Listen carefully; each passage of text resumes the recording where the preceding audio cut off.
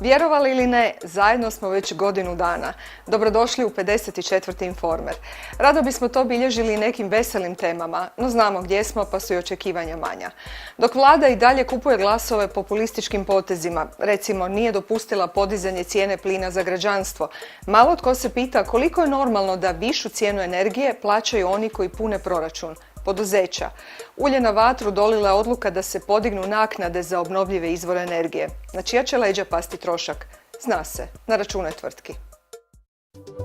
Udio troškova električne energije u našoj kalkulaciji, odnosno u kalkulaciji proizvodne cijene naših produkata iznosi više od 60%. Tako da najavljeno povećanje naknade za obnovljive izvore u vrlo kratkom roku, u prvoj verziji je to bilo 12 lipa, bi bio iznimno visok trošak po prvoj verziji 8 milijuna kuna i to bi značajno opteretilo naše poslovanje i direktno utjecalo na naš poslovni rezultat. Doduše, riječ je o jednome od najvećih potrošača električne energije u Hrvatskoj, no i izvan te kategorije tvrtke se guše u troškovima energije. Naime, Hrvatska je egzemplar i izvan Unije, koji višu cijenu energije zaračunava poduzećima, ne građanima. Kao da trošak energije ti isti građani na kraju ne plate kroz više konačne cijene proizvoda.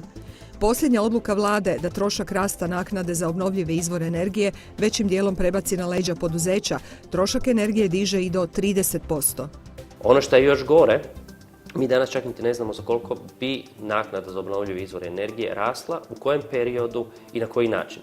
Znači, govori se i spekulira se o iznosu sa 3,5 lipe na 6, 8 do krajnje 12 lipa. To znači poskupljenje električne energije od 30%.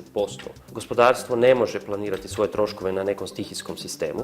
Mi tražimo da sistem bude jasan, da sistem bude predvidljiv. Hrvatsko gospodarstvo je pokretač i hrvatskih građana. Znači nije problem riješiti hrvatske građane i umjetno im spustiti cijenu ispod tržišne. Problem je kako osposobiti hrvatsko gospodarstvo da ona kreira novu vrijednost, te samim tim omogućuje kreiranje većih plaća, te onda neće biti ni problem plaćanja energenata.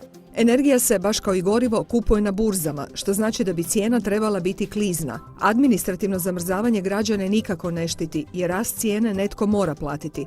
Gospodarstvo to više ne može, jer nam je konkurentnost već na dnu. Za gotovo istu potrošnju meser u Njemačkoj plaća 150.000 eura godišnje, mi sad plaćamo 300.000 eura godišnje te naknade trenutačno, a to bi trebalo skočiti na 600.000 eura godišnje, čak i do milijuna. HUP-ova koordinacija stoga predlaže nekoliko opcija. Jedna proizlazi iz načina na koji je vlada očuvala cijenu plina.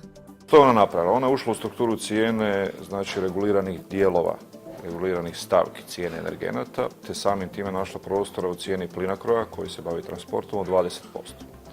Ovdje postoji isti način i model postupanja koji se može primijeniti, te pogledati u reguliranom dijelu cijene električne energije koliko je prostora za smanjenje kojim bi se odteretilo hrvatsko gospodarstvo. Na primjer, prvi gigavat sat plaća po punoj cijeni, a svaki sljedeći je subvencioniran. U ovom konkretnom slučaju iznosi 1 eur po svakom sljedećem gigavat satu. Sad ovisi koliko gigavata trošite, toliko vam je naknada sukladno tome manja. Profitna marža svih proizvođača ne prelazi 1 milijun kuna, a država nije ni zagrebala u vlastiti prostor rezanja troškova. Upravo je tu rješenje. Mi uopće ne razgovaramo o drugim dijelovima troškova, pa tako je i kod struje. Vi imate mrežarinu HEP-a koja je vrlo izdašan iznos koji se plaća. Vi imate naknade za mreže u distribuciji plina. Imate HERA-u koja s nekim svojim formulama utvrđuje, čak imate unutra i u formuli kamatnu stopu. Praktički su ti lokalni operateri vrlo zaštićeni, a s druge strane niko od njih nikad nije povukao ni 1 kunu iz fondova Europske unije. Sve uspješne zemlje na zapadu su napravili taj model. Znamo da je najuspješnije gospodarstvo, to je Njemačko, ima uvjerljivo najveće cijene energenata za kućanstvo i to nije nikakav problem. Zašto? Zato što gospodarstvo funkcionira. Tako da vjerujem i kod nas. Ajmo naučiti ljude da love ribu, a ne im poklanjati ribu.